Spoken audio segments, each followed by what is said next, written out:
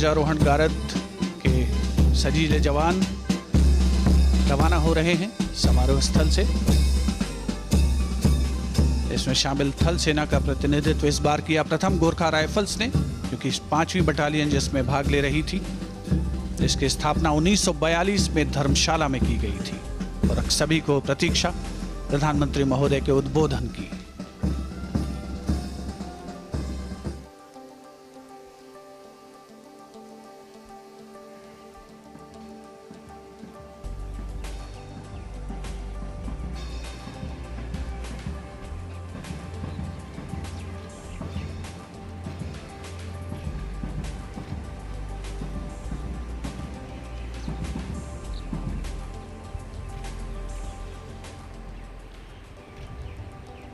मेरे प्यारे देशवासियों,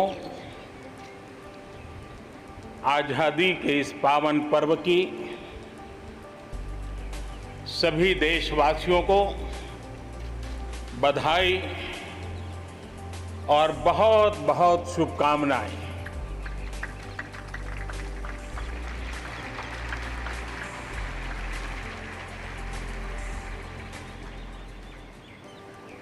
आज जो हम स्वतंत्र भारत में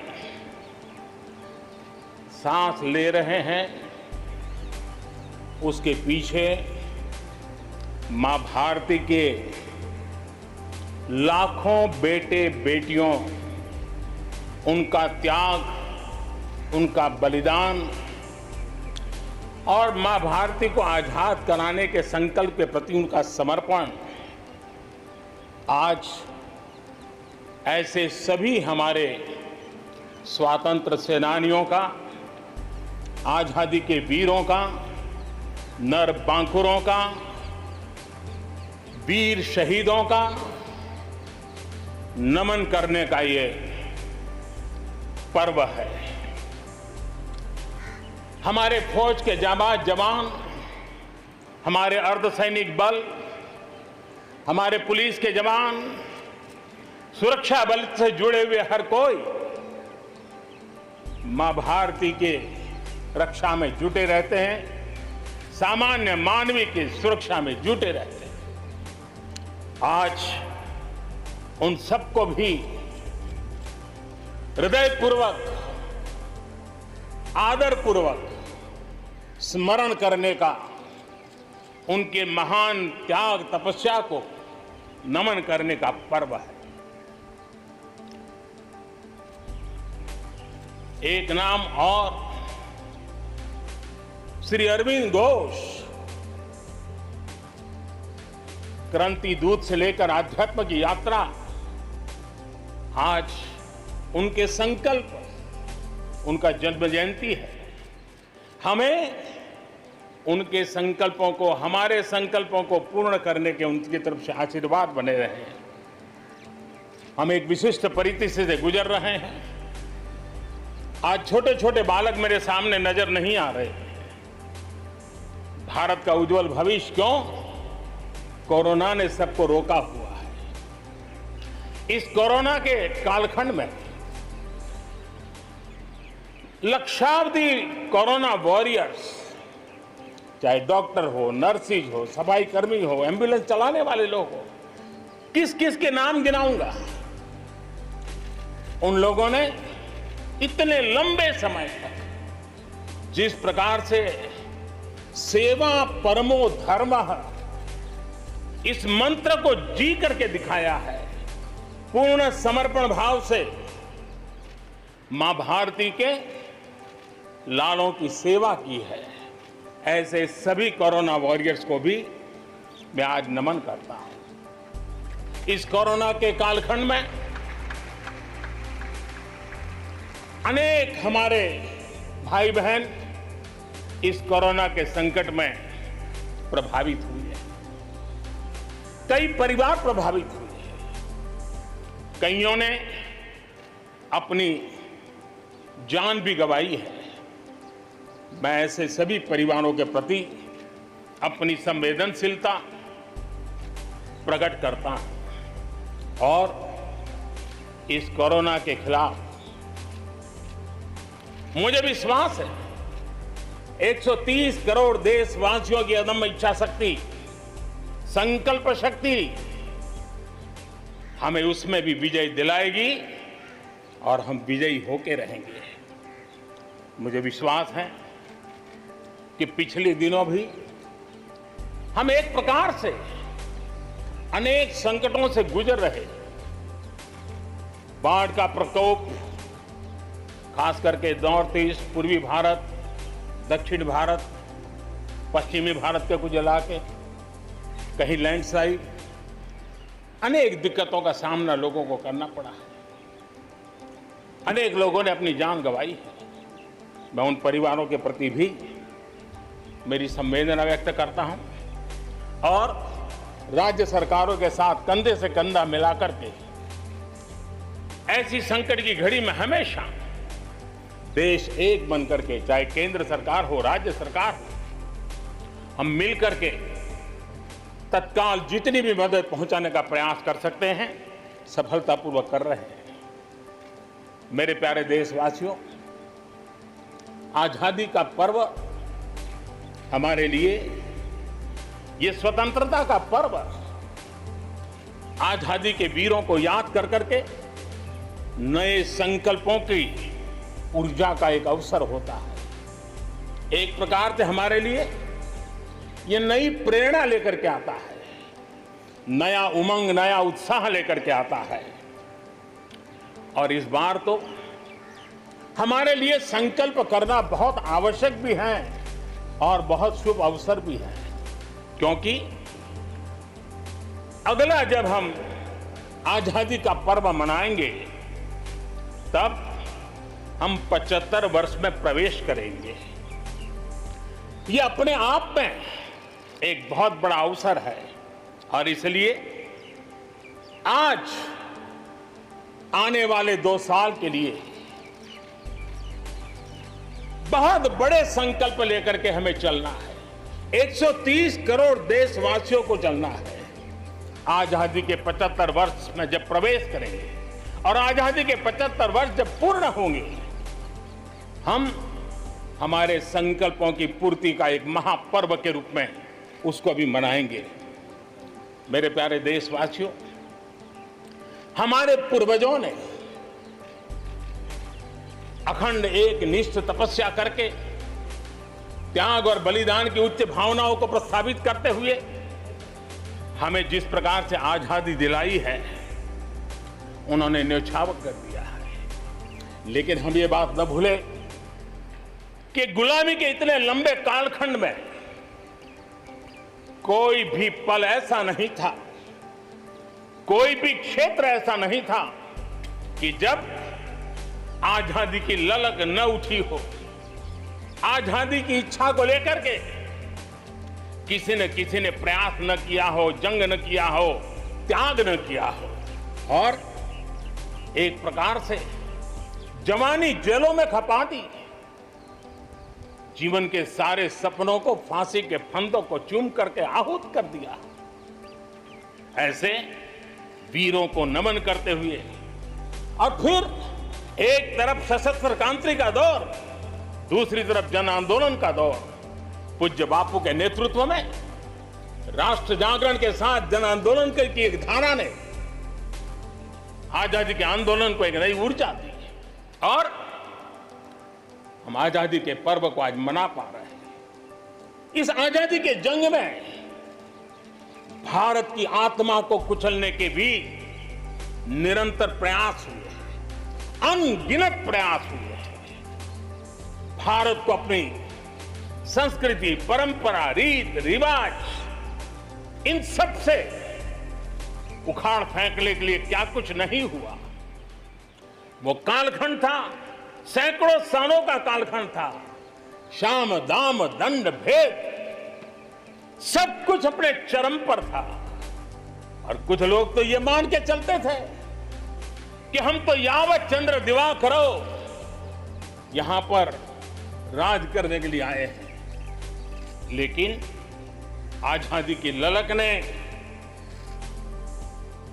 उनके सारे मंसूबों को जमीन दोस्त कर दिया।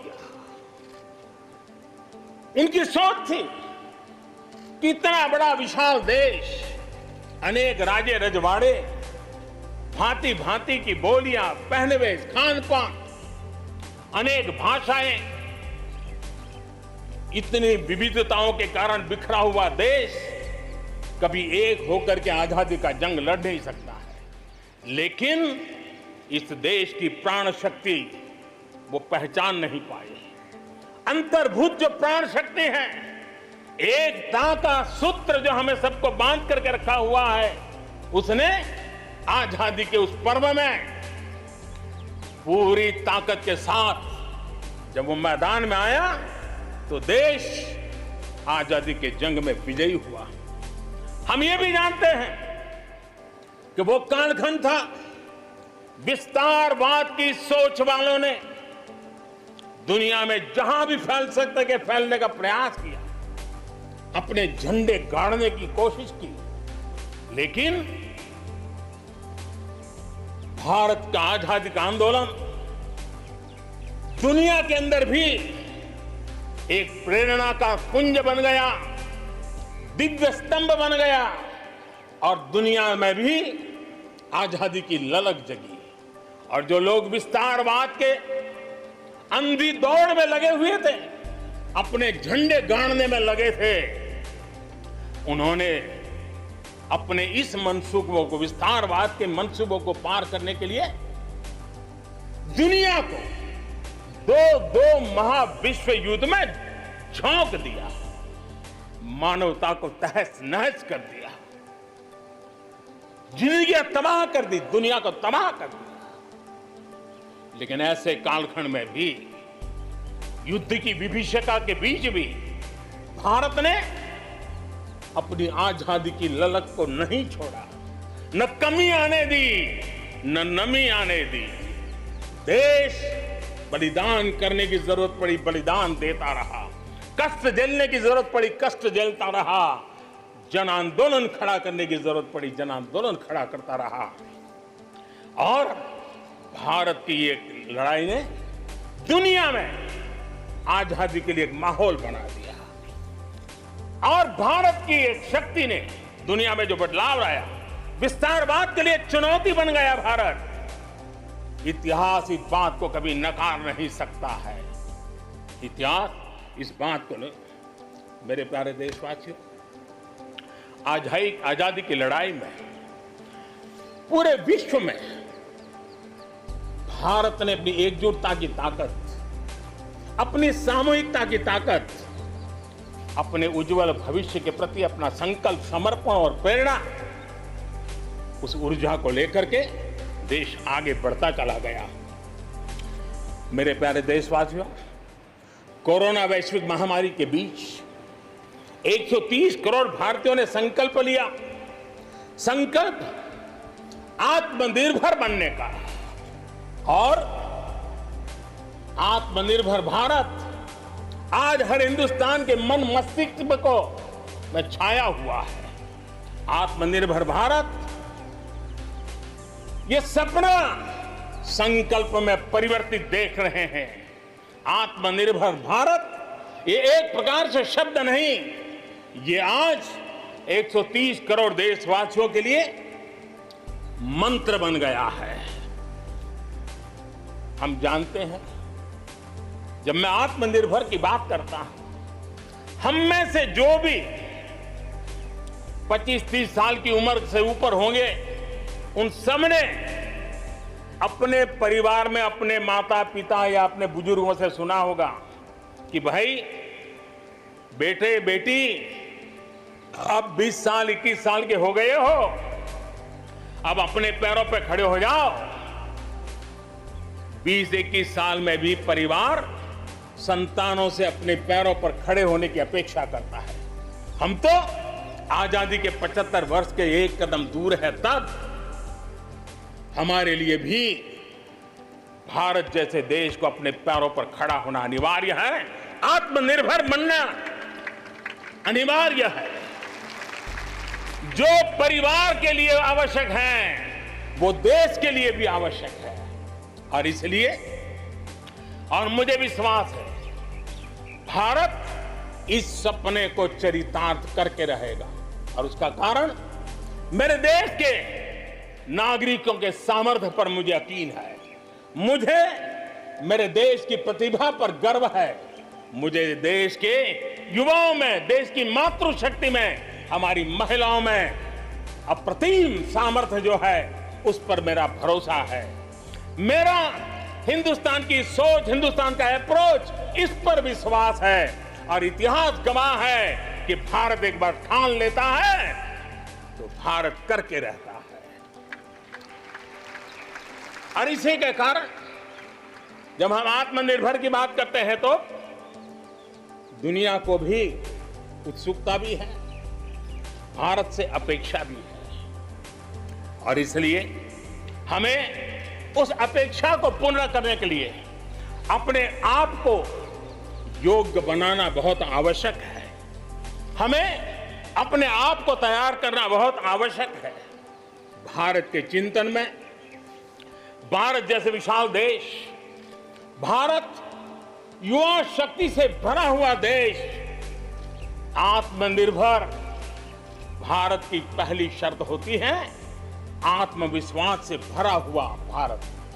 उसकी यही नींव होती है और यही विकास को नई गति, नई ऊर्जा देने का सामर्थ्य रहती है। भारत विश्व एक परिवार के संस्कारों से पला बड़ा हुआ है। अगर वेद कहते थे वसुधैव कुटुंबकम तो विनोबा जी कहते थे जय जगत। और इसलिए हमारे लिए विश्व एक परिवार है। और इसलिए आर्थिक विकास भी हो, लेकिन साथ साथ मानव और मानवता का भी केंद्र स्थान होना चाहिए, इसका महत्व होना चाहिए। उसी को लेकर के हम चलते हैं। आज दुनिया इंटरकनेक्टेड है, आज दुनिया इंटरडिपेंडेंट है। और इसलिए समय की मांग है कि विश्व अर्थव्यवस्था में भारत जैसे विशाल देश का योगदान बढ़ना चाहिए। विश्व कल्याण के लिए भी ये भारत का कर्तव्य है। और भारत को अपना योगदान बढ़ाना है तो भारत को स्वयं को सशक्त होना होगा, भारत को आत्मनिर्भर होना होगा। हमें जग कल्याण के लिए भी अपने आप को सामर्थ्यवान बनाना ही पड़ेगा। और जब हमारी जड़ें मजबूत होगी, हमारा अपना सामर्थ्य होगा, तो हम दुनिया का भी कल्याण करने की दिशा में कदम उठा सकते हैं। हमारे देश में अथाक प्राकृतिक संपदा है, क्या कुछ नहीं है। आज समय की मांग है कि हमारे इन प्राकृतिक संसाधनों में हम वैल्यू एडिशन करें, हम हमारे मानव संपदा में मूल्य वृद्धि करें, नई ऊंचाइयों पर ले जाएं। और हम देश में कब तक कच्चा माल विदेश भेजते रहेंगे, रॉ मटेरियल कब तक दुनिया में भेजते रहेंगे। और देखिए तो रॉ मटेरियल दुनिया में भेजना और फिनिश गुड को दुनिया से वापस लाना, ये खेल कब तक चलेगा। और इसलिए हमें आत्मनिर्भर बनना होगा। हमारी हर शक्ति पर वैश्विक आवश्यकताओं के अनुसार मूल्य वृद्धि करना है, ये हमारा दायित्व है। ये वैल्यू एडिशन करने की दिशा में हम आगे बढ़ना चाहते हैं। हम विश्व में योगदान करने के लिए हम आगे बढ़ना चाहते हैं। विश्व में हम कुछ न कुछ उसी प्रकार से कृषि क्षेत्र, एक समय था जब हम बाहर से गेहूं मंगवा करके अपना पेट भरते थे, लेकिन हमारे देश के किसानों ने वो कमाल करके दिखा दिया। आत्मनिर्भर भारत आज कृषि क्षेत्र में बना है। आज भारत के किसान, भारत के नागरिकों का ही पेट भरते इतना नहीं है। आज भारत वो स्थिति में है कि दुनिया में जिसकी जरूरत है उसको भी हम अन्न दे सकते हैं। अगर ये हमारी शक्ति है, आत्मनिर्भर की ये ताकत है, तो हमारे कृषि क्षेत्र में भी मूल्य वृद्धि आवश्यक है। वैश्विक आवश्यकताओं के अनुसार हमारे कृषि जगत में बदलाव की आवश्यकता है। विश्व की अपेक्षाओं को पूरा करने के लिए हमने हमारे कृषि जगत को भी आगे बढ़ाने की जरूरत है। आज देश अनेक नए कदम उठा रहा है और इसलिए अब आप देखिए स्पेस सेक्टर में हमने खुला कर दिया, देश के युवाओं को अवसर मिला है। हमने कृषि क्षेत्र को कानूनों से मुक्त कर दिया, बंधनों से मुक्त कर दिया। हमने आत्मनिर्भर बनाने का प्रयास किया हुआ है। जब भारत स्पेस सेक्टर में ताकतवर बनता है तो पड़ोसियों को जरूर उसका लाभ होता है। जब आप ऊर्जा के क्षेत्र में पावरफुल होते हैं तो जे देश अपना अंधेरा मिटाना चाहता है, भारत उसमें मदद कर सकता है। देश के जब हेल्थ सेक्टर का इंफ्रास्ट्रक्चर आत्मनिर्भर हो जाता है तो विश्व के अनेक देशों को टूरिज्म के रूप में, हेल्थ डेस्टिनेशन के रूप में भारत उनकी पसंदीदा बन सकता है। और इसलिए हमें आवश्यक है कि हम भारत में बने सामान की पूरी दुनिया में वाहवाही कैसी हो। और एक जमाना था हमारे देश में जो चीजें बनती थी, हमारे स्किल मैन पावर के द्वारा जो काम होता था, उसकी दुनिया में बहुत वाहवाह होती थी। इतिहास गवाह है। हमें जब आत्मनिर्भर की बात करते हैं तब सिर्फ इंपोर्ट कम करना इतना ही हमारी सोच नहीं है। जब आत्मनिर्भर की बात करते हैं तब हमारी ये जो कौशल्य है, हमारा जो ह्यूमन रिसोर्स का सामर्थ्य है, जब चीजें बाहर से आने लगती है तो उसका वो सामर्थ्य खत्म होता चला जाता है, पीढ़ी दर पीढ़ी वो नष्ट हो जाता है। हमें हमारे उस सामर्थ्य को बचाना भी है, बढ़ाना भी है, कौशल्य को बढ़ाना है, क्रिएटिविटी को बढ़ाना है और उसको लेकर के हमें आगे बढ़ना है। हमें स्किल डेवलपमेंट की दिशा में बल देना है। आत्मनिर्भर भारत के लिए, हमारे सामर्थ्य को बढ़ाने के लिए मेरे प्यारे देशवासियों, मैं जानता हूं जब मैं आत्मनिर्भर की बात करता हूं तब अनेक आशंकाएं प्रकट भी की जाती हैं।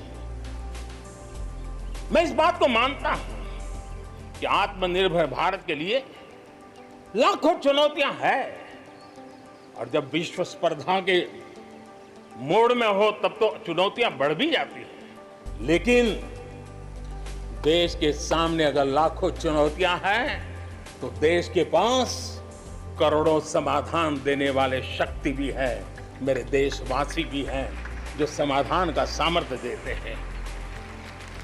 अब देखिए कोरोना के संकट काल में हमने देखा कि बहुत सी चीजों के लिए हम कठिनाइयों में हैं, हमें दुनिया से लाना है, दुनिया दे नहीं पा रही थी।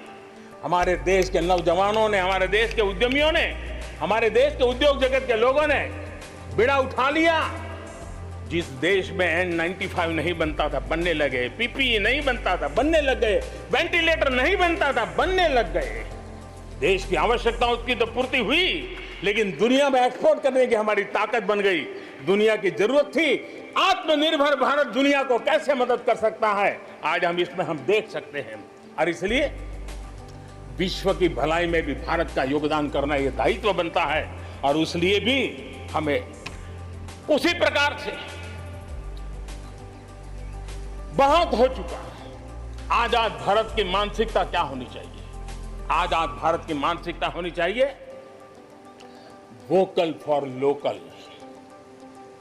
हमारे जो स्थानीय उत्पाद है उसका हमने गौरवगान करना चाहिए। हम अपनी चीजों का गौरवगान नहीं करेंगे तो उसको अच्छा बनने का अवसर भी नहीं मिलेगा, उसकी हिम्मत नहीं बढ़ेगी।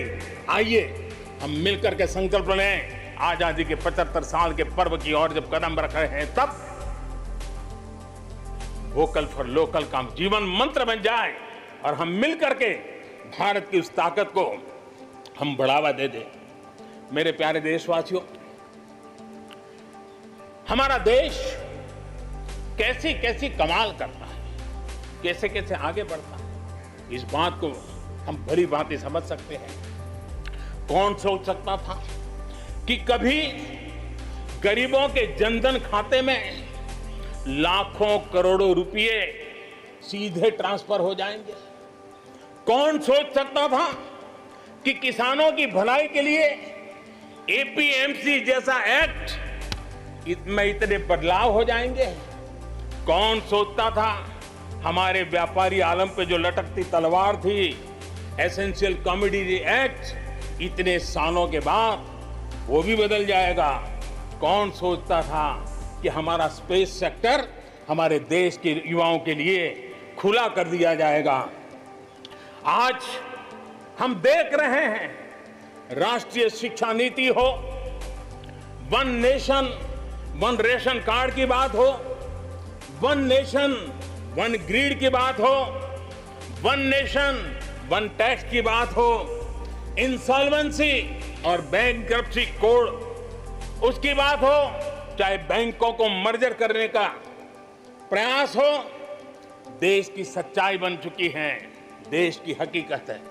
भारत में परिवर्तन के इस कालखंड में रिफॉर्म्स के परिणामों को दुनिया देख रही है।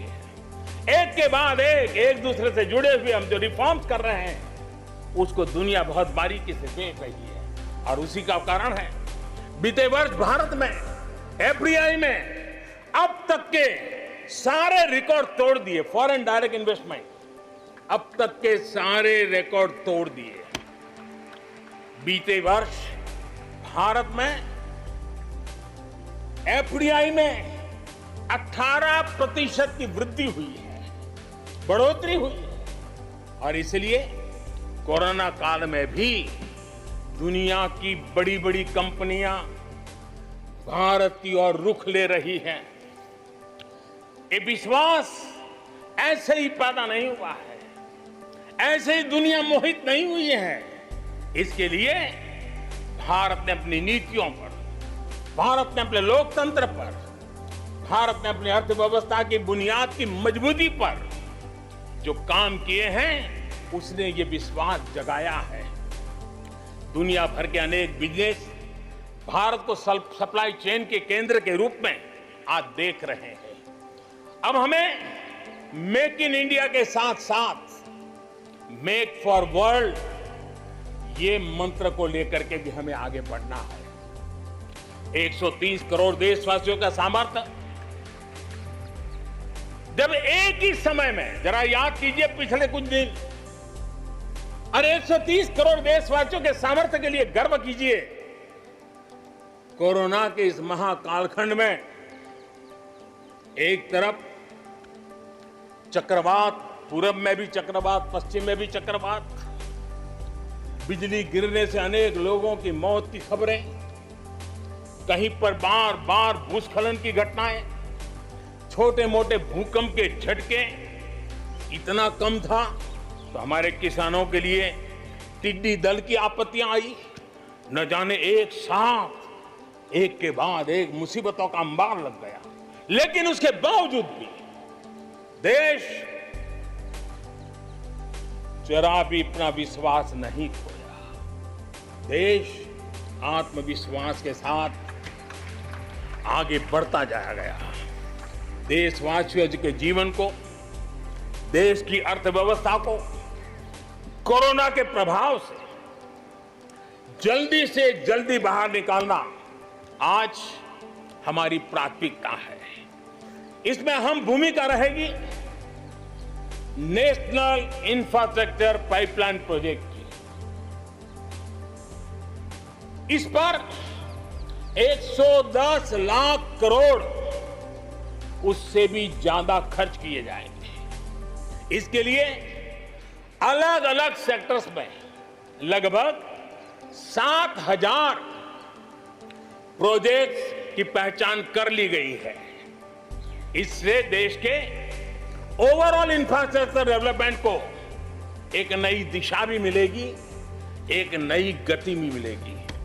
और इससे हमेशा कहा जाता है, ऐसे संकट की घड़ी में जितना ज्यादा इंफ्रास्ट्रक्चर को बल दिया जाए ताकि आर्थिक गतिविधि बढ़ती है, लोगों को रोजगार मिलता है, काम मिलता है, उसके जुड़े हुए कई काम एक साथ चल जाते हैं। छोटे बड़े उद्योग, किसान, हर मध्यम वर्ग को इसका बहुत लाभ होता है।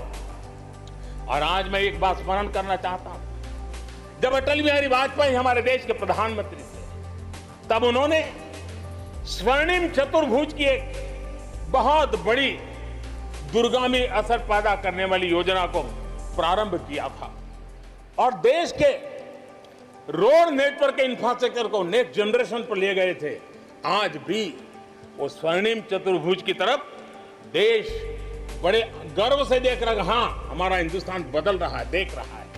मेरे प्यारे देशवासियों, अटल जी ने अपने समय में एक काम किया, लेकिन अब हमें उसे आगे ले जाना है, हमें नई ओर ले जाना है। और अब हम साइलोज में नहीं चल सकते। हम इंफ्रास्ट्रक्चर को, रोड का रोड वाला काम करेगा, रेल का रेल में चला जाएगा, न रेल का रोड से संबंध, न रोड का रेल से संबंध, न एयरपोर्ट का पोर्ट से संबंध, न पोर्ट का एयरपोर्ट से संबंध, न रेलवे स्टेशन का बस से संबंध, बस स्टेशन से संबंध, न बस स्टेशन का रेलवे। ऐसी स्थिति नहीं चले। अब हमें सारा इंफ्रास्ट्रक्चर एक कॉम्प्रिहेंसिव हो, इंटीग्रेटेड हो, एक दूसरे के पूरक हो, रेल से रोड पूरक हो, रोड से सी पोर्ट पूरक हो, सी पोर्ट से पोर्ट पूरक हो। ये हमें एक नए सदी के लिए हमें मल्टी मॉडल कनेक्टिविटी इंफ्रास्ट्रक्चर, इसको जोड़ने के लिए हम अब आगे बढ़ रहे हैं और ये एक नया आयाम होगा। बहुत बड़ा सपना लेकर के इस पर काम शुरू किया है और मुझे विश्वास है ये साइलोस को खत्म करके हमारे इस सारी व्यवस्था को एक नई ताकत देंगे। इसके साथ साथ हमारे समुद्री तट, विश्व व्यापार में समुद्री तटों का अपना बहुत महत्व होता है।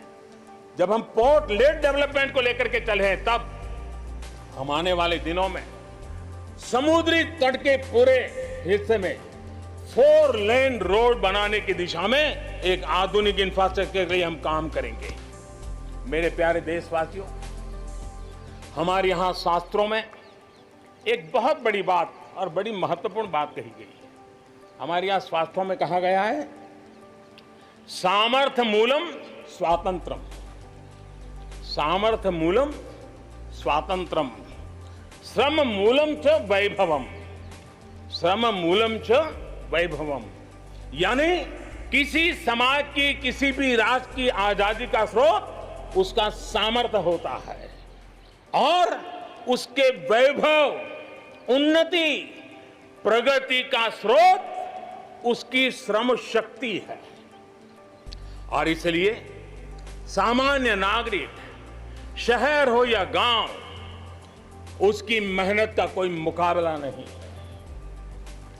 मेहनत का समाज को जब सुविधाएं मिलती है, जीवन का संघर्ष, रोजमर्रा की मुसीबतें कम होती है, तो उसकी ऊर्जा, उसकी शक्ति बहुत खिल उठती है, बड़े कमाल करके देती है।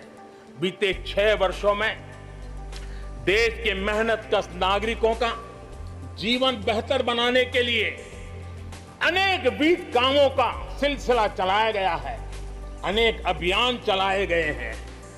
आप देखिए, बैंक खाता हो, पक्के घर की बात हो, इतनी बड़ी मात्रा में शौचालय बनाने हो, हर घर में बिजली कनेक्शन पहुंचाना हो, माताओं बहनों को धुएं से मुक्त करने के लिए गैस का कनेक्शन देना हो, गरीब से गरीब को बीमा सुरक्षा देने का प्रयास हो, 5 लाख रुपए तक अच्छे से अच्छे अस्पताल में मुफ्त इलाज कराने के लिए आयुष्मान भारत योजना हो, राशन की दुकानों को टेक्नोलॉजी जोड़ने की बात हो, हर गरीब, हर व्यक्ति बिना किसी भेदभाव के पूरी पारदर्शिता के साथ उसको लाभ पहुंचाने में पिछले 6 साल ने बहुत अच्छी तरह प्रगति की है। कोरोना के संकट में भी इन व्यवस्थाओं में बहुत मदद मिली है। इस दौरान करोड़ों गरीब परिवारों को मुफ्त गैस सिलेंडर पहुंचना, राशन कार्ड हो या न हो, 80 करोड़ से ज्यादा मेरे देशवासियों को उनके घर का चूल्हा जलता रहे, 80 करोड़ देशवासियों को मुफ्त में अनाज पहुंचाने का काम हो, 90,000 करोड़ रुपए से ज्यादा सीधे बैंक खाते में पैसे ट्रांसफर हो। कुछ वर्ष पहले तो सोच भी नहीं सकते थे, कल्पना ही नहीं कर सकते थे कि दिल्ली 1 रुपया से 1 रुपया निकले और 100 के 100 पैसे गरीब के खाते में जमा हो जाएं। ये पहले कभी सोचा भी नहीं जा सकता है। अपने ही गांव में रोजगार के लिए गरीब कल्याण रोजगार अभियान शुरू किया गया है। श्रमिक साथी खुद को रीस्किल करे, अपस्किल करे, इस पर विश्वास करते हुए, श्रम शक्ति पे भरोसा करते हुए, गांव के संसाधनों पर भरोसा करते हुए हम वोकल फॉर लोकल को बल देते हुए रीस्किल अपस्किल के द्वारा हम हमारे देश की श्रम शक्ति को, हमारे गरीबों को एम्पावर करने की दिशा में हम काम कर रहे हैं। शहर में हमारे जो श्रमिक हैं, क्योंकि आर्थिक गतिविधि का केंद्र शहर है, गांव से लोग दूर दूर से शहरों में आते हैं। स्ट्रीट वेंडर्स हो, रेडी पटरी वाले लोग हो, आज बैंकों से उनको सीधा पैसा देने की योजना चल रही है। लाखों लोगों ने इतने कम समय में, कोरोना के कालखंड में इसका फायदा उठाया है। अब उनको कहीं से ज्यादा ब्याज से खानगी स्तर पर पैसे लेने की जरूरत नहीं पड़ेगी, बैंक से वो अधिकार से अपने पैसे ले पाएगा। उसी प्रकार से जब शहर में हमारे श्रमिक आते हैं, उनको रहने की अगर अच्छी सुविधा मिल जाए तो उनकी कार्य क्षमता में भी बहुत बढ़ोतरी होती है। और इसी बात को ध्यान में रखते हुए शहर के अंदर उनके लिए हमने आवास की व्यवस्था की एक बहुत बड़ी योजना बनाई है, ताकि शहर के अंदर जब श्रमिक आएगा तो वो अपने काम के लिए मुक्त मन से, पूरे विश्वास के साथ आगे बढ़ पड़ेंगे। मेरे प्यारे देशवासियों, ये भी सही है कि विकास की इस यात्रा में भी हमने देखा है, जैसे समाज जीवन में कुछ तबके पीछे रह जाते हैं, गरीबी से बाहर निकल नहीं पाते, वैसे राष्ट्र जीवन में भी कुछ क्षेत्र होते हैं, कुछ भूभाग होते हैं, कुछ इलाके होते हैं जो पीछे रह जाते हैं। आत्मनिर्भर भारत बनाने के लिए हमारे लिए संतुलित विकास बहुत आवश्यक है। और हमने 110 से ज्यादा आकांक्षी जिले आइडेंटिफाई किए हैं। उन 110 जिले जो एवरेज से भी पीछे हैं, उनको राज्य की और राष्ट्र की एवरेज तक ले आना है। सभी पैरामीटर में लेता है। वहां के लोगों को बेहतर शिक्षा मिले, वहां के लोगों को बेहतर स्वास्थ्य सुविधाएं मिले, वहां के लोगों को रोजगार के स्थानीय अवसर पैदा हो। और उसके लिए लगातार हमने इन 110 जिले जो हमारी विकास यात्रा में कहीं पीछे छूट गए हैं, उनको आगे ले जाने के लिए प्रयास कर रहे हैं। मेरे प्यारे देशवासियों, आत्मनिर्भर भारत की अहम प्राथमिकता आत्मनिर्भर कृषि और आत्मनिर्भर किसान, और इसको हम कभी भी नजरअंदाज नहीं कर सकते हैं। किसान को पिछले दिनों हमने देखा है, एक के बाद एक रिफॉर्म आजादी के इतने सालों के बाद किए गए हैं। किसान को तमाम बंधनों से मुक्त करना हो, वो काम हमने कर दिया है। आप सोच नहीं सकते होंगे, हमारे देश में आप अगर साबुन बनाते हैं, हिंदुस्तान के कोने में जाके साबुन बेच सकते हैं। आप अगर कपड़ा बनाते हैं, हिंदुस्तान के किसी कोने में जाके कपड़ा बेच सकते हैं। आप चीनी बनाएं, आप चीनी बेच सकते हैं। लेकिन मेरा किसान, बहुत लोगों को पता नहीं होगा, मेरे देश का किसान जो उत्पादन करता था, न वो अपनी मर्जी से बेच सकता था, न अपनी मर्जी से जहां बेचना चाहता था वहां बेच सकता था। उसके लिए जो दायरा तय किया था वहीं बेचना पड़ता था। उस सारे बंधनों को हमने खत्म कर दिया है। अब हिंदुस्तान का किसान उस आजादी की सांस को ले पाएगा, ताकि वो हिंदुस्तान के किसी में भी, दुनिया के किसी भी कोने में अपना माल बेचना चाहता है, वो अपने टर्म्स पर बेच पाएगा। इस बात को हमने किसान की आय को बढ़ाने के लिए अनेक वैकल्पिक चीजों को भी बल दिया है। उसके किसानी में इनपुट कॉस्ट कैसे कम हो, सोलार पंप, उसको डीजल पंप से मुक्ति कैसे दिला दे, अन्नदाता ऊर्जादाता कैसे बने, मधुमक्खी पालन हो, फिशरीज हो, पोल्ट्री हो, ऐसे अनेक चीजें उसके साथ जुड़ जाएं, ताकि उसकी आय दोगुना हो जाए। उस दिशा में हम लगातार काम कर रहे हैं। आज समय की मांग है, हमारा कृषि क्षेत्र आधुनिक बने, मूल्य वृद्धि हो, वैल्यू एडिशन हो, फूड प्रोसेसिंग हो, पैकेजिंग की व्यवस्था हो, उसको संभालने की व्यवस्था हो, और इसलिए अच्छे इंफ्रास्ट्रक्चर की जरूरत है। आपने देखा होगा इस कोरोना कालखंड में ही पिछले दिनों 1 लाख करोड़ रुपया एग्रीकल्चर इंफ्रास्ट्रक्चर के लिए भारत की सरकार ने आवंटित किए हैं और इंफ्रास्ट्रक्चर जो किसानों की भलाई के लिए होगा और इसके कारण किसान अपना मूल्य भी प्राप्त कर सकेगा, दुनिया के बाजार में बेच भी पाएगा, विश्व बाजार में उसकी पहुंच बढ़ेगी। आज हमने ग्रामीण उद्योगों को मजबूत करने की जरूरत है। ग्रामीण क्षेत्रों में विशिष्ट प्रकार से आर्थिक क्लस्टर बनाने जाएंगे। कृषि और गैर कृषि उद्योगों को गांव के अंदर एक जाल बनाई जाएगी और उसके कारण उसके साथ साथ किसानों के लिए जो नई एफपीओ हमने बनाने का, किसान उत्पादक संघ बनाने का जो हमने कोशिश की है, वो अपने आप में एक बहुत बड़ा इकोनॉमिकल एम्पावरमेंट का काम करेगा। भाइयों बहनों, मैंने पिछली बार यहां पर जल जीवन मिशन की घोषणा की थी।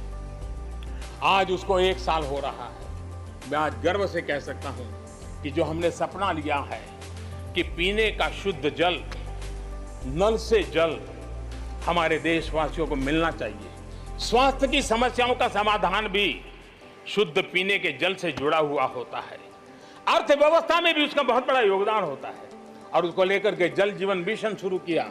आज मुझे संतोष है कि प्रतिदिन हम 1 लाख से ज्यादा घरों में, हर दिन 1 लाख से ज्यादा घरों में जल पहुंचा रहे हैं, पाइप से जल पहुंचा रहे हैं और पिछले 1 साल में 2 करोड़ परिवारों तक हम जल पहुंचाने में यशस्वी हुए हैं। और विशेष करके जंगलों में दूर दूर रहने वाले हमारे आदिवासियों के घरों तक ये पहुंचाने का काम, बड़ा अभियान चला है। और मुझे खुशी है कि आज जल जीवन मिशन ने देश में एक तंदुरुस्त स्पर्धा का माहौल बनाया है। जिले जिले के बीच में तंदुरुस्त स्पर्धा हो रही है, नगर नगर के बीच में तंदुरुस्त स्पर्धा हो रही है, राज्य राज्य के बीच में तंदुरुस्त स्पर्धा हो रही है। हर किसी को लग रहा है कि प्रधानमंत्री का जल जीवन मिशन का जो सपना है उसको हम जल्दी से जल्दी अपने क्षेत्र में पूरा करेंगे।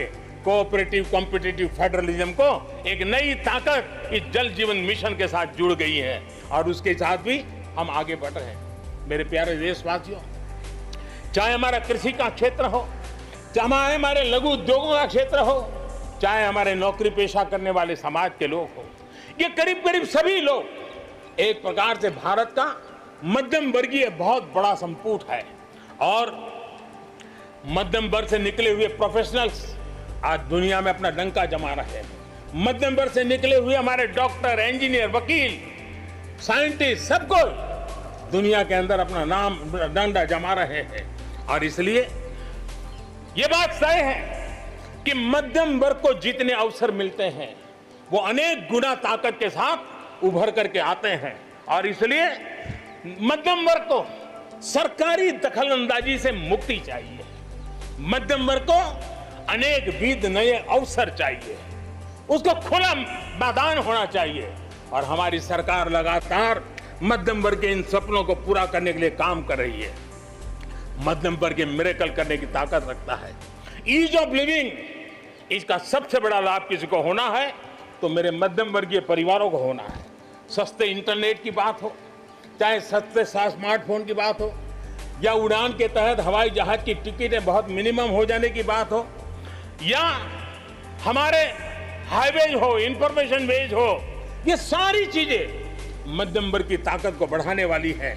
आज आपने देखा होगा मध्यम वर्ग में जो गरीबी से बाहर निकला है उसका पहला सपना होता है अपना घर होना चाहिए, वो एक बराबरी की जिंदगी जाना चाहता है। देश में बहुत बड़ा काम हमने ईएमआई के क्षेत्र में किया और उसके कारण होम लोन सस्ते हुए। और जब एक घर के लिए लोन लेता है तो लोन पूरी करते करते करीब 6 लाख रुपया कि उसके छूट मिल जाती है। यह इतना ही नहीं, पिछले दिनों ध्यान में आया कि बहुत गरीब मध्यम वर्ग के परिवारों ने पैसे लगाए हुए हैं, लेकिन योजनाएं पूरी न होने के कारण खुद का घर मिल नहीं रहा है, किराया भरना पड़ रहा है। भारत सरकार ने 25,000 करोड़ रुपया का विशिष्ट फंड बना करके ये जो आधे अधूरे घर हैं उनको पूरा करके मध्यम वर्गीय परिवारों को घर मिल जाए, उसके लिए हमने अब कदम उठाया है। जीएसटी में बहुत तेजी से टैक्सेशन कम हुआ है, इनकम टैक्स कम हुआ है। आज मिनिमम उस प्रकार के व्यवस्थाओं के साथ हम देश को आगे बढ़ाने का प्रयास कर रहे हैं। कोऑपरेटिव बैंकों को आरबीआई से जोड़ना, ये अपने आप में मध्यम वर्गीय परिवारों के पैसों को सुरक्षित रखने की गारंटी इसके साथ जुड़ी हुई है। एमएसएमई सेक्टर में जो रिफॉर्म्स हुए हैं, एग्रीकल्चर सेक्टर में जो रिफॉर्म्स हुए हैं, इसका सीधा सीधा लाभ हमारे मध्यम वर्गीय मेहनतकश परिवारों को जाने वाला है और उसके कारण हजारों करोड़ रुपए के स्पेशल फंड आज जो हमारे व्यापारी बंधुओं को, हमारे में लघु उद्योगकारों को हम दे रहे हैं, उनको इसका लाभ मिलने वाला है। आम भारतीय की शक्ति, उसकी ऊर्जा आत्मनिर्भर भारत अभियान का एक बहुत बड़ा आधार है। इस ताकत को बनाए रखने के लिए हर स्तर पर निरंतर काम जारी है। मेरे प्यारे देशवासियों, आत्मनिर्भर भारत के निर्माण में, आधुनिक भारत के निर्माण में, नए भारत के निर्माण में, समृद्ध और खुशहाल भारत के निर्माण में देश की शिक्षा का बहुत बड़ा महत्व है। इसी सोच के साथ देश को 3 दशक के बाद नई राष्ट्रीय शिक्षा नीति देने में हम आज यशस्वी हुए हैं और हिंदुस्तान के हर कोने में इसकी स्वागत के समाचार एक नई ऊर्जा, नए विश्वास दे रहे हैं। ये शिक्षा, ये राष्ट्रीय शिक्षा नीति हमारे विद्यार्थियों को जड़ से जोड़ेगी, लेकिन साथ साथ उसको एक ग्लोबल सिटीजन बनाने का भी पूरा सामर्थ्य देगी। वो जड़ों से जुड़ा होगा, लेकिन उसका सर आसमान की ऊंचाइयों को छूता होगा।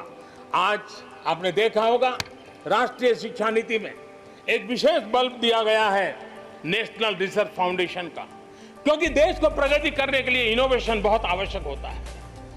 इनोवेशन को जितना बल मिलेगा, रिसर्च को जितना बल मिलेगा, उतना ही देश को आगे ले जाने में और कॉम्पिटिटिव वर्ल्ड के अंदर आगे बढ़ने में बहुत ताकत मिलेगी।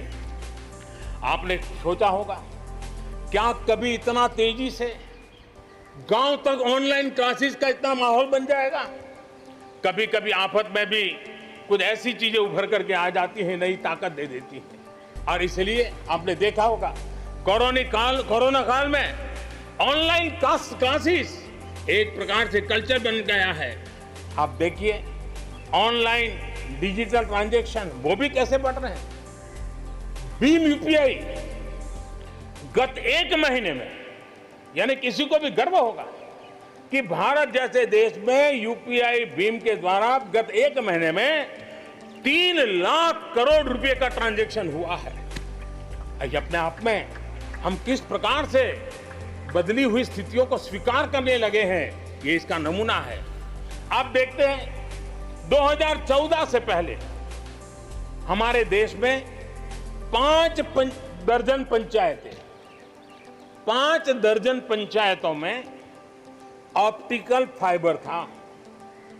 गत 5 वर्ष में 1.5 लाख ग्राम पंचायतों तक ऑप्टिकल फाइबर नेटवर्क पहुंच चुका है, जो आज इतना मदद कर रहा है। सभी पंचायतों में पहुंचने के लक्ष्य के साथ हमने काम शुरू किया था। जो 1 लाख पंचायतें बाकी हैं, वहां भी तेजी से काम चल रहा है, लेकिन बदली पड़ी हुई परिस्थिति में गांव की भी डिजिटल इंडिया में भागीदारी अनिवार्य बन गई है। गांव के लोगों को भी इस प्रकार की ऑनलाइन सुविधाओं की जरूरत बढ़ गई है। इसको ध्यान में रखते हुए पहले जो हमने कार्यक्रम बनाया था, हर पंचायत तक पहले पहुंचेंगे, लेकिन आज मैं आपसे बताना चाहूंगा कि अब हमने तय किया है कि सभी 6 लाख से ज्यादा जो हमारे गांव है, उन सभी गांवों में ऑप्टिकल फाइबर नेटवर्क पहुंचाया जाएगा। जरूरत बदली है तो हमने प्रायोरिटी भी बदली है। 6 लाख से अधिक गांवों में हजारों लाखों किलोमीटर ऑप्टिकल फाइबर का काम चलाया जाएगा और हमने तय किया है 1000 दिन में, 1000 दिन के अंदर अंदर देश के 6 लाख से अधिक गांवों में ऑप्टिकल फाइबर नेटवर्क काम पूरा कर दिया जाएगा। बदलती हुई टेक्नोलॉजी में साइबर स्पेस, ये हमारी निर्भरता बढ़ती ही जाने वाली है। लेकिन साइबर स्पेस में खतरे भी जुड़े हुए होते हैं, भली भांति दुनिया इससे अब परिचित है, और इनसे देश के सामाजिक ताने बाने, हमारी अर्थव्यवस्था और हमारे देश के विकास पर भी खतरे पैदा करने का ये आसान मार्ग बन सकता है। और इसलिए भारत इसमें बहुत सचेत है, भारत बहुत सतर्क है और इन खतरों का सामना करने के लिए फैसले ले रहा है। इतना ही नहीं, नई व्यवस्थाएं भी लगातार विकसित की जा रही है। बहुत ही अल्प समय में नई साइबर सुरक्षा रणनीति, इसका एक पूरा खाका देश के सामने आएगा। आने वाले समय में सब इकाइयों को जोड़ करके हम इस साइबर सिक्योरिटी के अंदर सबको एक साथ चलना पड़ेगा, उसके लिए आगे बढ़ने की रणनीति बनाएंगे। मेरे प्यारे देशवासियों, भारत में महिला शक्ति को जब जब भी अवसर मिले उन्होंने देश का नाम रोशन किया, देश को मजबूती दी है। महिलाओं को स्वरोजगार और रोजगार के समान अवसर देने के लिए आज देश प्रतिबद्ध है। आज भारत में महिलाएं अंडरग्राउंड कोयले की खदान में काम कर रही हैं, तो आज मेरे देश की बेटियां फाइटर प्लेन भी उड़ा करके आसमान की बुलंदियों को चूम रही है। आज भारत दुनिया के उन देशों में है जहां नौसेना और वायुसेना में महिलाओं को कॉम्बैट रोल में शामिल किया जा रहा है। गर्भवती महिलाओं को सैलरी के साथ 6 महीने की छुट्टी देने का फैसले की बात हो, हमारे देश की महिलाएं जो 3 तलाक के कारण पीड़ित रहती थी, वैसी हमारी मुस्लिम बहनों को मुक्ति दिलाने, आजादी दिलाने का काम हो, महिलाओं के आर्थिक सशक्तिकरण की बात हो। 40 करोड़ जो जनधन खाते खोले गए हैं, उसमें 22 करोड़ खाते हमारी बहनों के हैं। कोरोना काल में करीब 30,000 करोड़ रुपए इन बहनों के खाते में जमा कर दिए गए हैं। मुद्रा लोन 25 करोड़ के करीब मुद्रा लोन दिए गए, उसमें 70% मुद्रा लोन लेने वाली हमारी माताएं बहनें हैं। प्रधानमंत्री आवास योजना के तहत जो खुद का घर मिल रहा है, उसमें अधिकतम रजिस्ट्री भी महिलाओं के नाम हो रही है।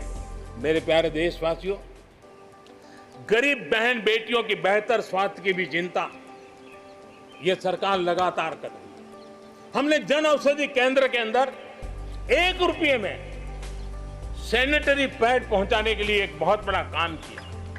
6000 जन औषधि केंद्रों में पिछले कुछ थोड़े से समय में ही करीब 5 करोड़ से ज्यादा सैनिटरी पैड हमारी इन गरीब महिलाओं तक पहुंच चुके हैं।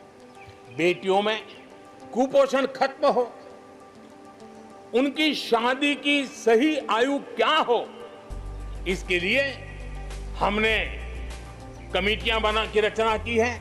उसका रिपोर्ट आते ही बेटियों की शादी की उम्र के बारे में भी उचित फैसले लिए जाएंगे।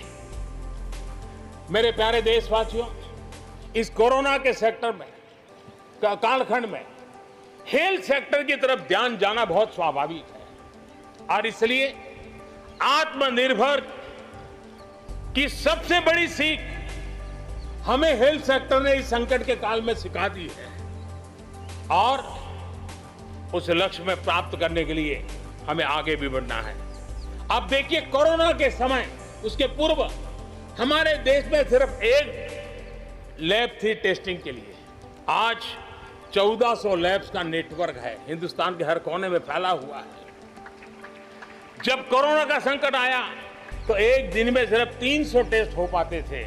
इतने कम समय में हमारे लोगों ने वो शक्ति दिखा दी है कि आज हर दिन 7 लाख से ज्यादा टेस्ट हम कर पाए। कहाँ 300 से शुरू किया था और कहाँ हम 7 लाख तक पहुंच गए। देश में नए एम्स, नए मेडिकल कॉलेज का निर्माण, आधुनिकीकरण की दिशा में निरंतर प्रयास ये हम कर रहे हैं। 5 साल में MBBS, MD में 45,000 से ज्यादा स्टूडेंट्स के लिए सीटों की बढ़ोतरी की गई है।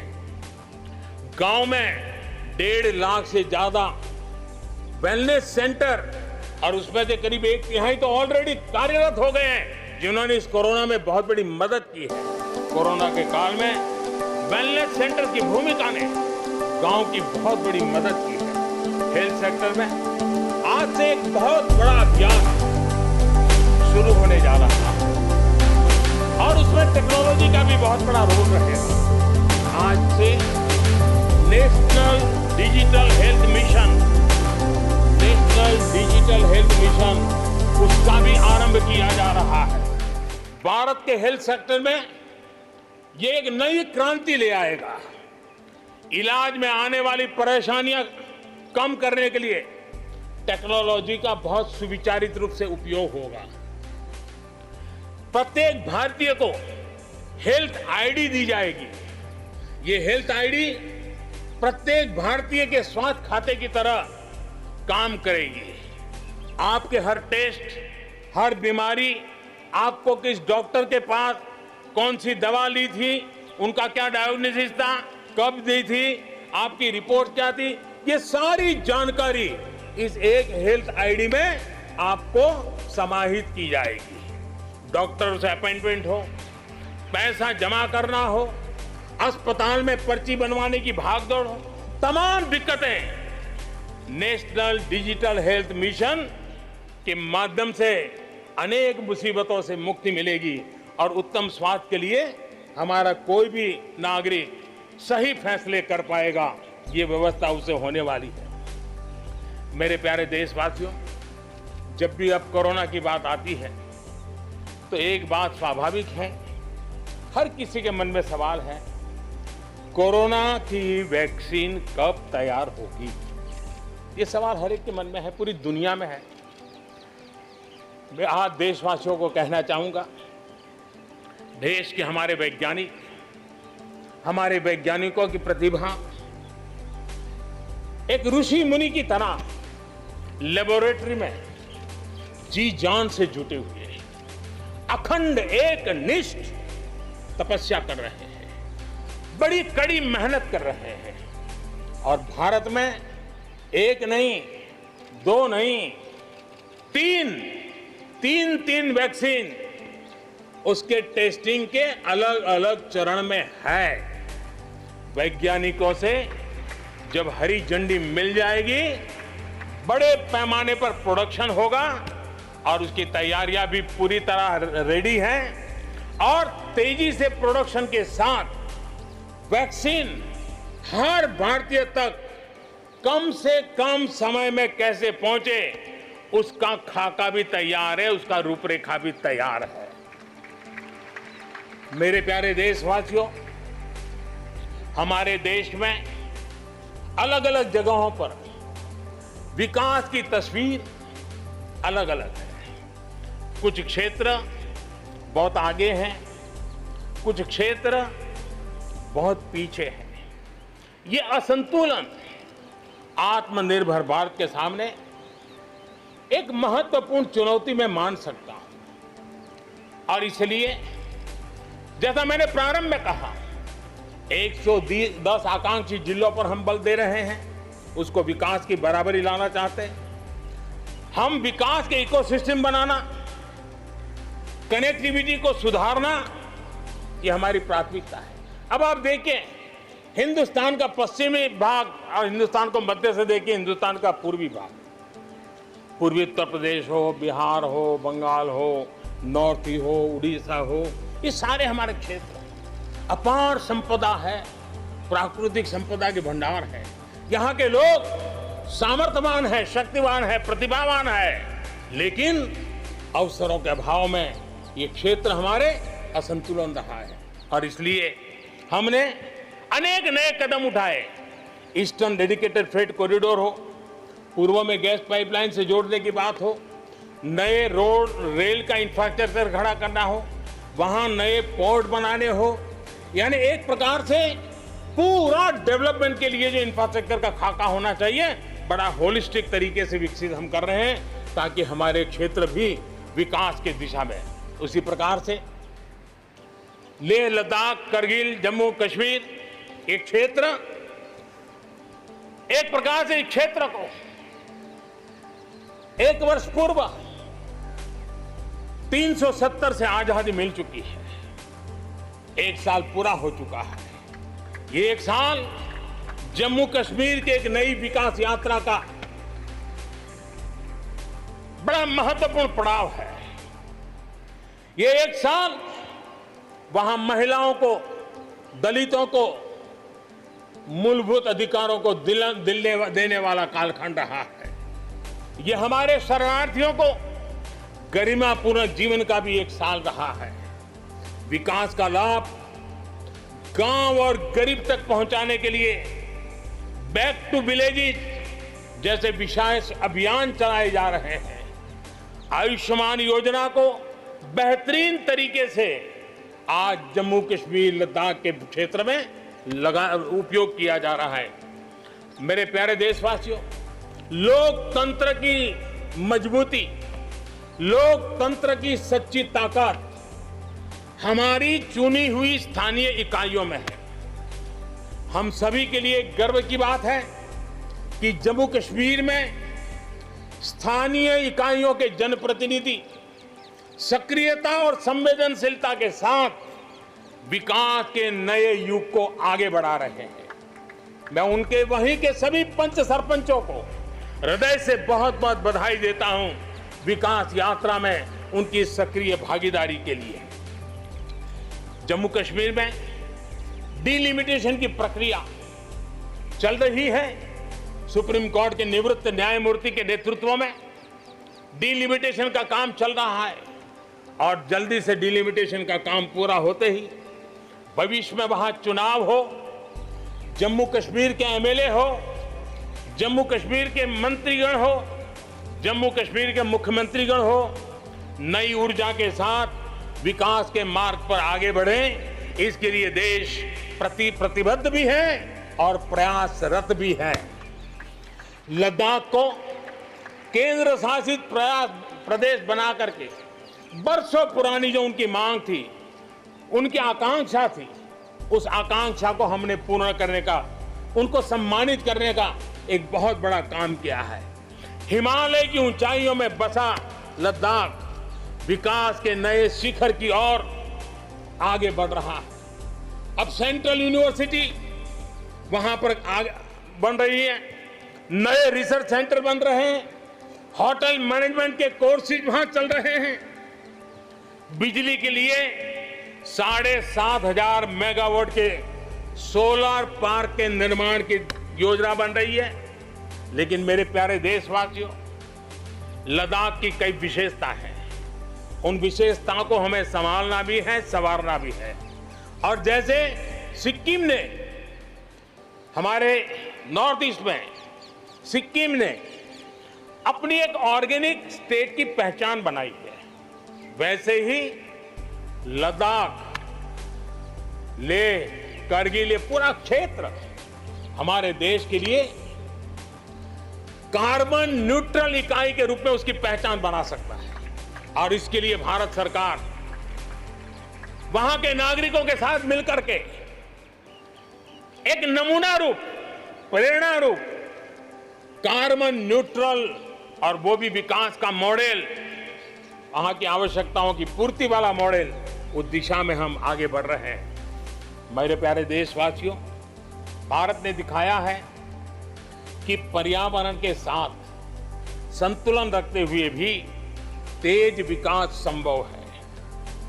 आज भारत वन वर्ल्ड, वन सन, वन ग्रिड के विजन के साथ पूरी दुनिया में को खास करके सूर्य ऊर्जा के क्षेत्र में प्रेरित कर रहा है। रिन्यूएबल एनर्जी के उत्पादन के मामले में आज भारत दुनिया के 5 टॉप देशों में अपनी जगह बना चुका है। प्रदूषण के समाधान को लेकर भारत सजग भी है और भारत सक्रिय भी है। स्वच्छ भारत अभियान हो, धुआं मुक्त रसोई गैस की व्यवस्था हो, एलईडी बल्ब का अभियान हो, सीएनजी आधारित ट्रांसपोर्टेशन की व्यवस्था हो, इलेक्ट्रिक मोबिलिटी के लिए प्रयास हो, हम कोई कसर नहीं छोड़ रहे हैं। पेट्रोल से प्रदूषण को कम करने के लिए इथेनॉल उत्पादन उसको बढ़ाने पर और उसके इस्तेमाल पर बल दिया जा रहा है। 5 साल पहले हमारे देश के अंदर इथेनॉल की क्या स्थिति थी? 5 साल पहले हमारे देश में 40 करोड़ लीटर उत्पादन होता था। आज 5 साल में 5 गुना हो गया और आज 200 करोड़ लीटर इथेनॉल हमारे देश में बन रहा है, जो पर्यावरण के लिए बहुत उपयोगी हो रहा है। मेरे प्यारे देशवासियों, देश के 100 शहरों में, चुने हुए 100 शहरों में प्रदूषण कम करने के लिए हम एक होलिस्टिक अप्रोच के साथ, एक इंटीग्रेटेड अप्रोच के साथ, एक जन भागीदारी के साथ, आधुनिक टेक्नोलॉजी का उपयोग भरपूर करते हुए हम उसे प्रदूषण कम करने की दिशा में एक मिशन मोड में काम करने वाले हैं। मेरे प्यारे देशवासियों, भारत इस बात को गर्व से कह सकता है, भारत उन बहुत कम देशों में से एक है जहां जंगलों का विस्तार हो रहा है। अपनी बायोडायवर्सिटी के संरक्षण और संवर्धन के लिए भारत पूरी तरह संवेदनशील है। हम लोगों ने सफलतापूर्वक प्रोजेक्ट टाइगर, प्रोजेक्ट एलिफेंट हमने सफलतापूर्वक आगे बढ़ाया है। हमारे यहाँ टाइगर की आबादी बढ़ी है। अब आने वाले दिनों में एशियाटिक लायन, प्रोजेक्ट लायन की शुरुआत हो रही है और उसमें प्रोजेक्ट लायन भारतीय शहरों की रक्षा, सुरक्षा, आवश्यक इंफ्रास्ट्रक्चर और विशेष करके उनके लिए जो आवश्यक होता है स्पेशल प्रकार का हेल्थ इंफ्रास्ट्रक्चर, उस पर भी काम किया जाएगा और प्रोजेक्ट लाइन पर बल दिया जाएगा। साथ ही एक और काम को भी हम बढ़ावा देना चाहते हैं और वो है प्रोजेक्ट डॉल्फिन चलाया जाएगा। नदियों में, समंदर में रहने वाली दोनों तरह की डॉल्फिन्स पर हम फोकस करेंगे। इससे बायोडायवर्सिटी को भी बल मिलेगा और रोजगार के अवसर भी मिलेंगे। ये टूरिज्म के आकर्षण का भी केंद्र होता है, तो इस दिशा में भी हम आगे बढ़ने वाले हैं। मेरे प्यारे देशवासियों, जब हम एक असाधारण लक्ष्य को लेकर के असाधारण यात्रा पर निकलते हैं तो रास्ते में चुनौतियों की भरमार होती है और चुनौतियां भी असामान्य होती है। इतनी आपदाओं के बीच ही सीमा पर भी देश के सामर्थ्य को चुनौती देने के दुष्प्रयास हुए, लेकिन एलओसी से लेकर एलएसी तक देश की संप्रभुता पर जिस किसी ने आंख उठाई, देश की सेना ने, हमारे वीर जवानों ने उसका उसी की भाषा में जवाब दिया है।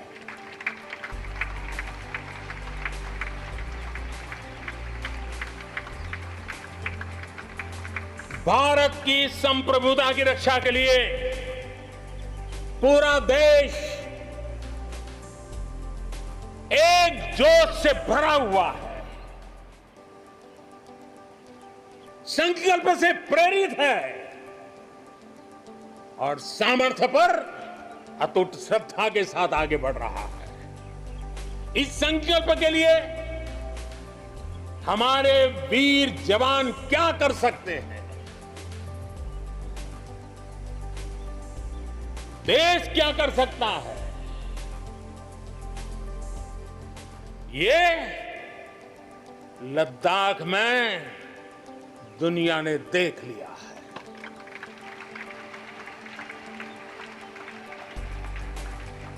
मैं आज मातृभूमि पर न्योछावर उन सभी वीर जवानों को लाल किले की प्राचीर से आदरपूर्वक नमन करता हूं।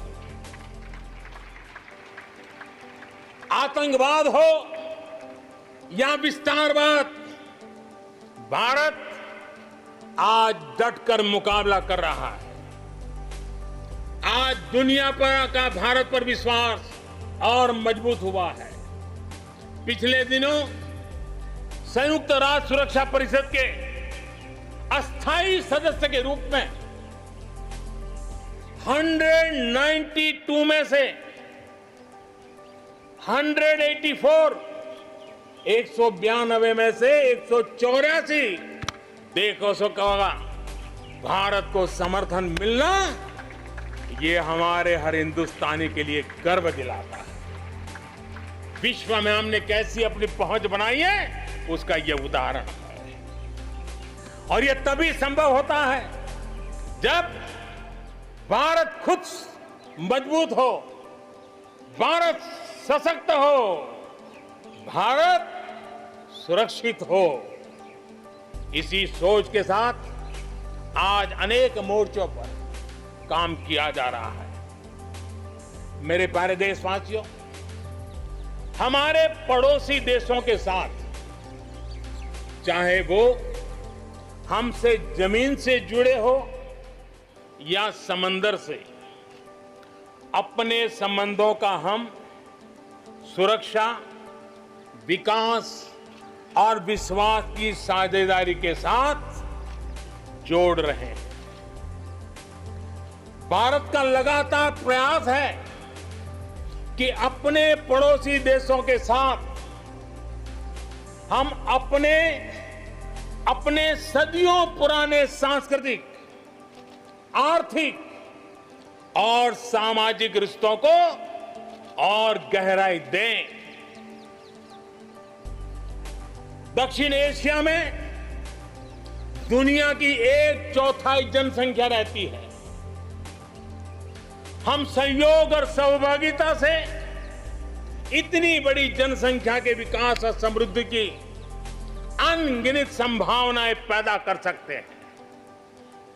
इस क्षेत्र के देशों के सभी नेताओं की इस विशाल जनसमूह के विकास और प्रगति के लिए बहुत बड़ी जिम्मेदारी है, एक अहम जिम्मेदारी है। उसे निभाने के लिए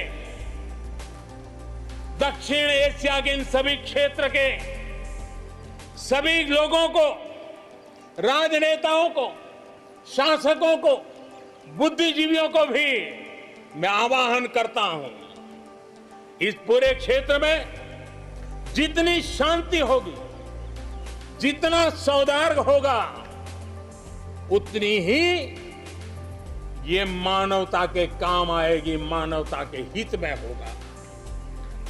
पूरी दुनिया का हित इसमें समाहित है।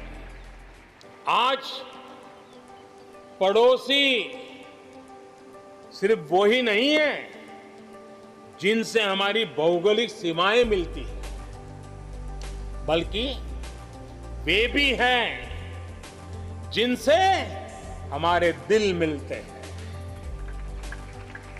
जहां रिश्तों में समरसता होती है, मेल जोल रहता है। मुझे खुशी है कि बीते कुछ समय में भारत ने एक्सटेंडेड नेबरहुड के सभी देशों के साथ अपने संबंधों को और मजबूत किया है। पश्चिमी एशिया के देशों से हमारे राजनीतिक, आर्थिक और मानवीय संबंधों की प्रगति में कई गुना तेजी आई है। विश्वास अनेक गुना बढ़ गया है। इन देशों के साथ हमारे आर्थिक संबंध, खासकर ऊर्जा क्षेत्र में भागीदारी बहुत महत्वपूर्ण है। इनसे कई देशों में, इन सभी देशों में, ज्यादातर देशों में बहुत बड़ी संख्या में हमारे भारतीय भाई बहन काम कर रहे हैं। जिस प्रकार इन देशों ने कोरोना के संकट के समय भारतीयों की मदद की, भारत सरकार के अनुरोध का सम्मान किया, उसके लिए भारत उन सभी देशों का आभारी है और मैं अपना आभार प्रकट करना चाहता हूं। इस प्रकार हमारे पूर्व के आसियान देश, जो हमारे मैरीटाइम पड़ोसी भी हैं, वो भी हमारे लिए बहुत विशेष महत्व रखते हैं। इनके साथ भारत का हजारों वर्ष पुराना धार्मिक और सांस्कृतिक संबंध है। बौद्ध धर्म की परंपराएं हमें उनसे जोड़ती है। आज भारत इन देशों के साथ सिर्फ सुरक्षा क्षेत्र में नहीं, बल्कि समुद्री संपदा के क्षेत्र में भी सहयोग बढ़ा रहा है। मेरे प्यारे देशवासियों, भारत के जितने प्रयास शांति और सौहार्द के लिए है, उतनी ही प्रतिबद्धता अपनी सुरक्षा और अपनी सेनाओं को सशक्त करने के लिए भी है। रक्षा उत्पादन में आत्मनिर्भर भारत के लिए बड़े कदम उठाए गए हैं। हाल ही में 100 से ज्यादा सैन्य उपकरणों के आयात पर हमने रोक लगा दी है। मिसाइलों से लेकर के हल्के युद्धक हेलीकॉप्टरों तक, असॉल्ट राइफल से लेकर ट्रांसपोर्ट एयरक्राफ्ट तक, सभी मेक इन इंडिया हो गए। अपना तेजस भी अपनी तेजी और अपनी ताकत दिखाने के लिए आधुनिक जरूरतों के हिसाब से तैयार हो रहा है। देश की सुरक्षा में हमारे बॉर्डर और कोस्टल इंफ्रास्ट्रक्चर की बहुत बड़ी भूमिका है। आज हिमालय की चोटियां हो या हिंद महासागर के द्वीप, हर दिशा में कनेक्टिविटी के विस्तार पर जोर दिया जा रहा है।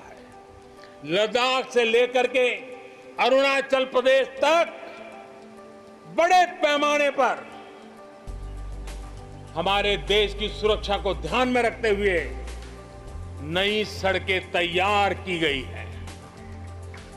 देश में, मेरे प्यारे देशवासियों, हमारा इतना बड़ा समुद्र तट है, लेकिन साथ साथ हमारे पास 1300 से ज्यादा आइलैंड्स हैं।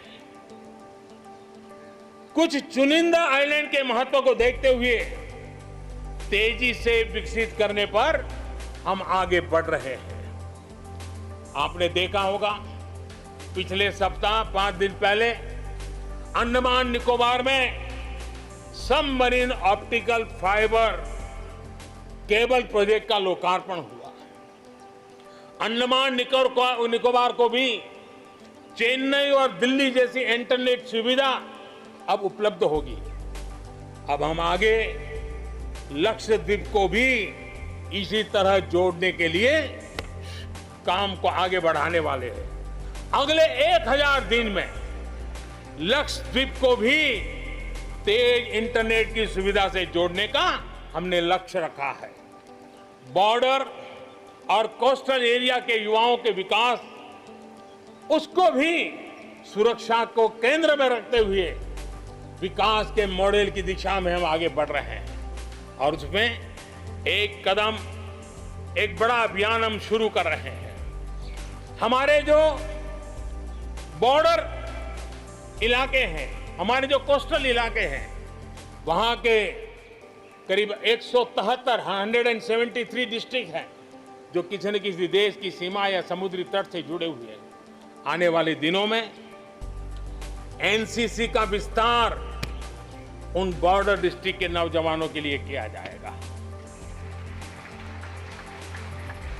बॉर्डर एरिया के कैडेट्स को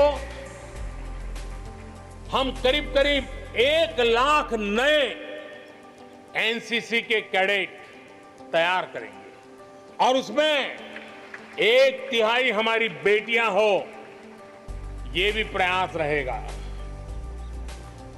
बॉर्डर एरिया के कैडेट्स को सेना प्रशिक्षित करेगी।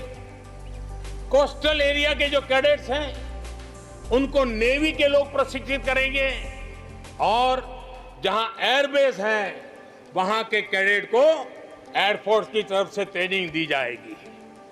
बॉर्डर और कोस्टल एरिया को आपदाओं से निपटने के लिए एक ट्रेन्ड मैन पावर मिलेगा। युवाओं को आर्म फोर्सेस में कैरियर बनाने के लिए जरूरी स्किल भी मिलेगी। मेरे प्यारे देशवासियों, पिछले वर्ष लाल किले से मैंने कहा था, बीते 5 साल आवश्यकताओं की पूर्ति और अगले 5 साल आकांक्षाओं की पूर्ति के। बीते 1 साल में ही देश ने बड़े और महत्वपूर्ण फैसलों के पड़ाव को पार कर लिया है। गांधी 150 पर भारत ने गांवों को खुद को खुले में शौच से मुक्त किया है। आस्था की वजह से प्रताड़ित शरणार्थियों को नागरिकता देने का कानून, दलितों, पिछड़ों, ओबीसी के लिए, एससी, एसटी, ओबीसी के लिए आरक्षण के अधिकार को बढ़ाने की बात हो, असम और त्रिपुरा में ऐतिहासिक शांति समझौता हो, फौज की सामूहिक शक्ति को और प्रभावी बनाने के लिए चीफ ऑफ डिफेंस स्टाफ की नियुक्ति हो, करतारपुर साहिब कॉरिडोर का रिकॉर्ड समय में निर्माण हो। देश ने इतिहास बनाया, इतिहास बदले देखा, असाधारण काम करके दिखाया। 10 दिन पूर्व अयोध्या में भगवान राम के भव्य मंदिर का निर्माण शुरू हुआ। राम जन्मभूमि के सदियों पुराने विषय का शांतिपूर्ण समाधान हो चुका है। देश के लोगों ने जिस संयम के साथ और समझदारी के साथ आचरण किया है, व्यवहार किया है, यह अभूतपूर्व है और भविष्य के लिए हमारे लिए प्रेरणा का कारण है। शांति, एकता और सद्भावना, यही तो आत्मनिर्भर भारत की ताकत बनने वाली है। यही मेलजोल, यही सद्भाव भारत के उज्जवल भविष्य की गारंटी है। इसी सद्भाव के साथ हमें आगे बढ़ना है। विकास में के इस महायज्ञ में हर हिंदुस्तानी को अपनी कुछ न कुछ आहुति देनी है। इस दशक में भारत नई नीति और नई रीति के साथ ही आगे बढ़ेगा। जब साधारण से काम नहीं चलेगा, अब होती है चलती का वक्त अब चला गया। हमें दुनिया में किसी से कम नहीं, हम सबसे ऊपर रहने का प्रयास करेंगे और इसलिए हम सर्वश्रेष्ठ उत्पादन, सर्वश्रेष्ठ ह्यूमन रिसोर्सेज, सर्वश्रेष्ठ गवर्नेंस, हर चीज में सर्वश्रेष्ठ के लक्ष्य को लेकर के आजादी के 75 साल के लिए हमें आगे बढ़ना है। हमारी पॉलिसीज, हमारे प्रोसेस, हमारे प्रोडक्ट्स, सब कुछ उत्तम से उत्तम हो, बेस्ट हो, तभी एक भारत श्रेष्ठ भारत की परिकल्पना साकार होगी। आज हमें फिर से संकल्प लेने की जरूरत है। ये संकल्प आजादी के लिए बलिदान देने वालों के सपनों को पूरा करने का हो। ये संकल्प 130 करोड़ देशवासियों के लिए हो। ये संकल्प हमारी आने वाली पीढ़ियों के लिए हो, उनके उज्जवल भविष्य के लिए हो। ये संकल्प आत्मनिर्भर भारत के लिए हो। हमें शपथ लेनी होगी, हमें प्रतिज्ञा करनी होगी। हम आयात को कम कम से कम करने की दिशा में योगदान करेंगे। हम अपने लघु उद्योगों को सशक्त करेंगे।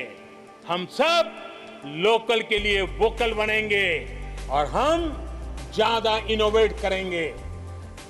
हम एम्पावर करेंगे अपने युवाओं को, महिलाओं को, आदिवासियों को, दिव्यांगों को, दलितों को, गरीबों को, गांव को, पिछड़ों को, हर किसी को।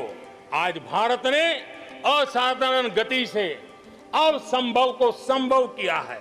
इसी इच्छा शक्ति, इसी लगन, इसी जज्बे के साथ प्रत्येक भारतीय को आगे बढ़ना है।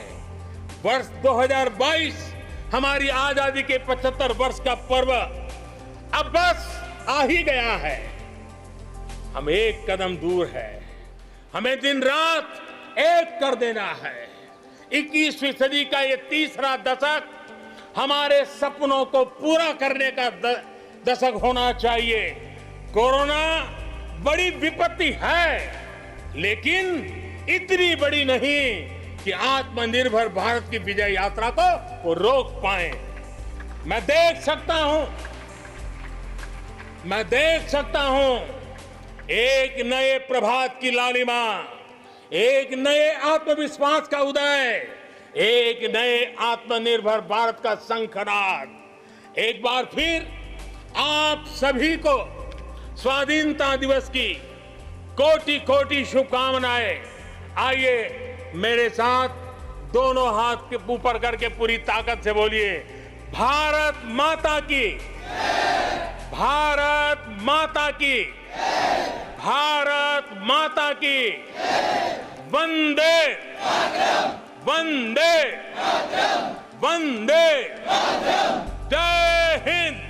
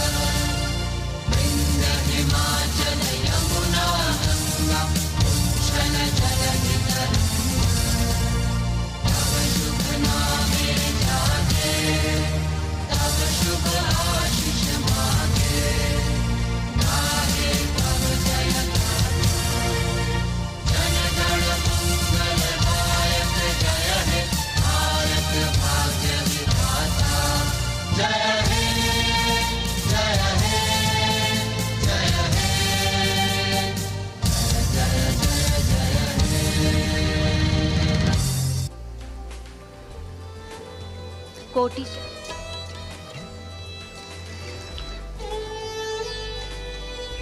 माननीय प्रधानमंत्री महोदय ने 74वें स्वाधीनता दिवस के अवसर पर अपने उद्बोधन में देश के सामने जो प्राथमिकताएं हैं उनका उल्लेख